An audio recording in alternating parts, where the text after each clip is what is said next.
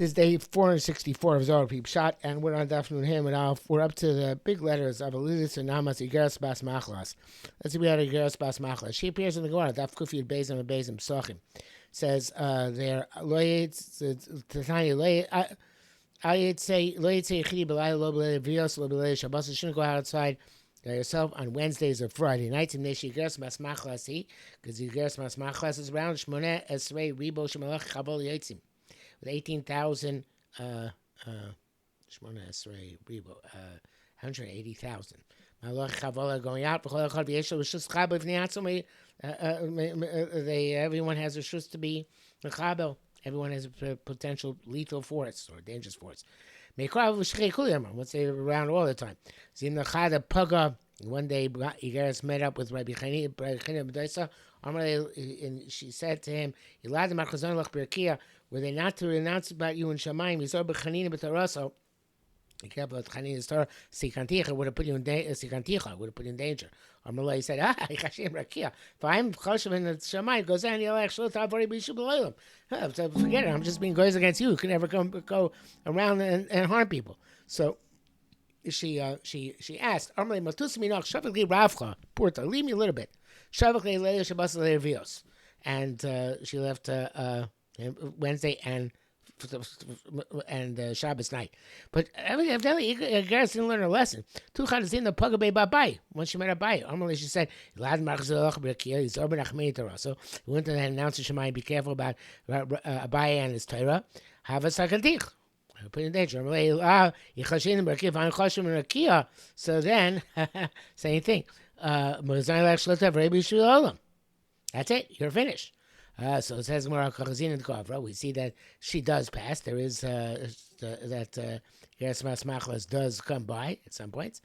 Gazaisa Ninu the Shamtis who Saiv Aslus, and somehow the people who break away from a main camp, which is outside the yeshuv, they come into the camp and they're seen there.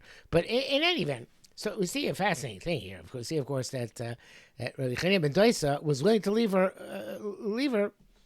to have some jurisdiction, and Abai comes later on and takes her out of that jurisdiction almost completely.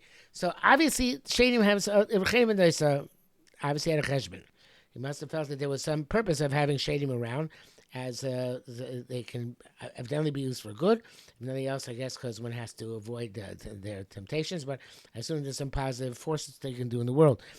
In any event, it seems that this Iggeres is somebody who has actually some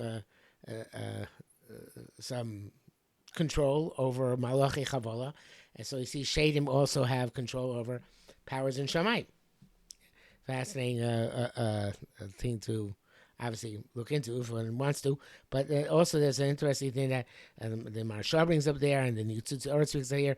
Was she actually Iggeres, the daughter of Machlas bas Yishmael? According to the Nitzutz Oretz, after Machlas later became the wife of Esav. We know that. I think that's so that that's we learn from that. Anybody gets married in Mechua Vonosav. So again, the Maharsha learns that she was like Adam gave birth to Lilin Vruchin, so Machlas gave birth to Lilin Vruchin as well. But in any event, I don't know if she's necessarily the daughter of the same Machlas or Shev Chumash, or she's some other Machlas. And the Maharsha is bothered by why she called what's the emphasis on Bas Machlas. Obviously, why is the mother mentioned by Lilis and Nama? The mother's not mentioned. In any event. So we have all these powers of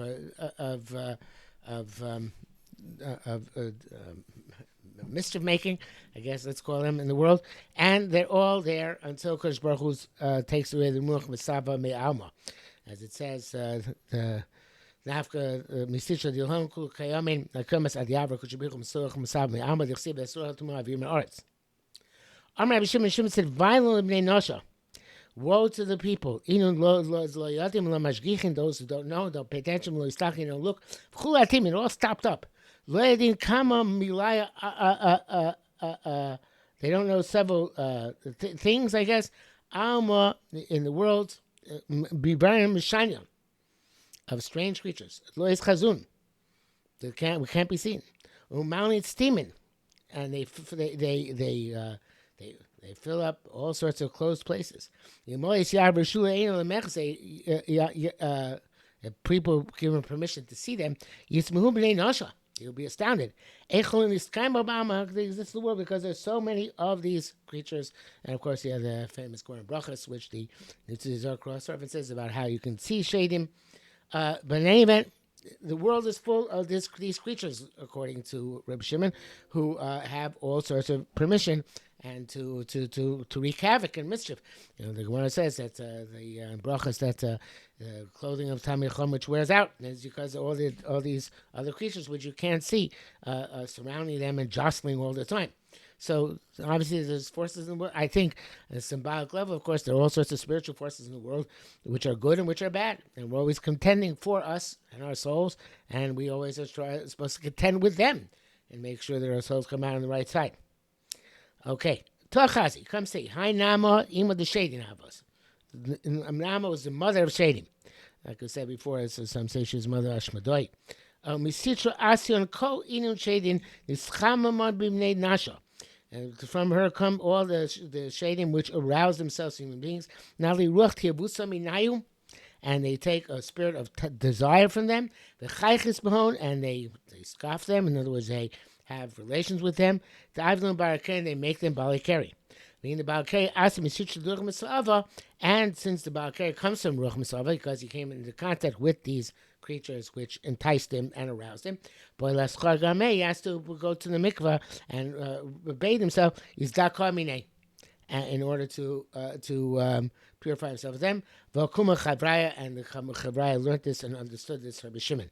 So again, according to the Zohar, there are all these forces of tumah which are out there being matami people. In a way, it's a limud chus.